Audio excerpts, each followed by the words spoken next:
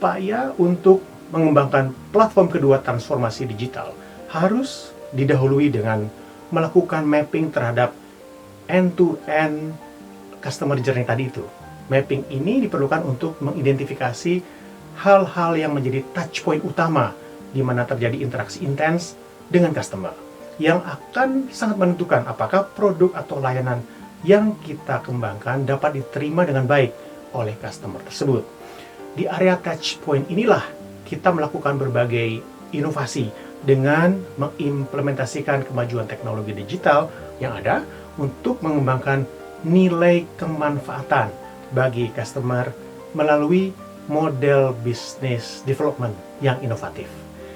Model bisnis tersebut didesain, dikembangkan berdasarkan satu atau kombinasi dari 3 disruptive values yang relevan, yaitu cost value, experience value, dan platform value.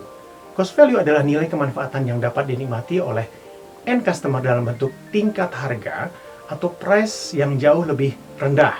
Cost value di era digital sangat mungkin dilakukan atau diciptakan. Kemajuan teknologi digital memungkinkan diimplementasikannya berbagai pendekatan pengembangan produk untuk menurunkan biaya produk sehingga bagi end customer dapat diperoleh harga yang sedemikian rendah. Experience value merupakan kemanfaatan bagi customer dengan berbagai kemudahan, kenyamanan, atau kecepatan yang ditawarkan dari suatu produk disruptif yang kerap dicirikan dengan cara membolak-balik proses logik atau logical process dari cara-cara lama untuk menggunakan suatu produk existing.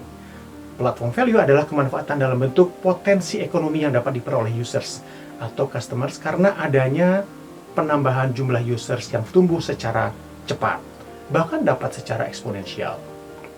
Potensi ekonomi ini dikenal dengan hukum Metcalfe yang juga sering disebut dengan atau sebagai istilah network effects yang nilainya merupakan kuadrat dari jumlah users yang terus tumbuh berkembang. Nah, jika kita mampu mengkombinasikan ketiga disruptive values ini, maka nilai kemanfaatan bagi customer akan lebih tinggi lagi, sehingga dihasilkanlah efek disrupsi yang lebih nyata atau yang lebih kuat. Hal yang mungkin menjadi pertanyaan rekan-rekan digital talent adalah bagaimana menentukan value yang paling relevan untuk dikembangkan. Ya, value dikembangkan dengan melakukan translasi aspirasi customer menjadi customer need yang terukur di setiap touch point. Aspirasi customer ini dikenal dengan terminologi Initial Service Expectation atau IC. Nah, terhadap IC inilah kemudian dikembangkan pemenuhan dan solusinya berdasarkan salah satu dari 15 model bisnis disruptif seperti yang terlihat pada slide berikut ini. Dapat kita perhatikan bahwa masing-masing model bisnis ini akan memberikan kemanfaatan kepada customer sesuai dengan disruptive value yang digunakan. 5 model bisnis pertama yang di sebelah kiri memberikan cost value, 5 model bisnis yang di tengah memberikan experience value, dan 5 model bisnis yang di sebelah kanan akan memberikan kemanfaatan kepada customer dalam bentuk platform value. Untuk memberikan gambaran yang lebih jelas atas proses translasi aspirasi customer menjadi value ini, saya akan memberikan sebuah contoh sebagai berikut ya, terlihat di slide berikut ini.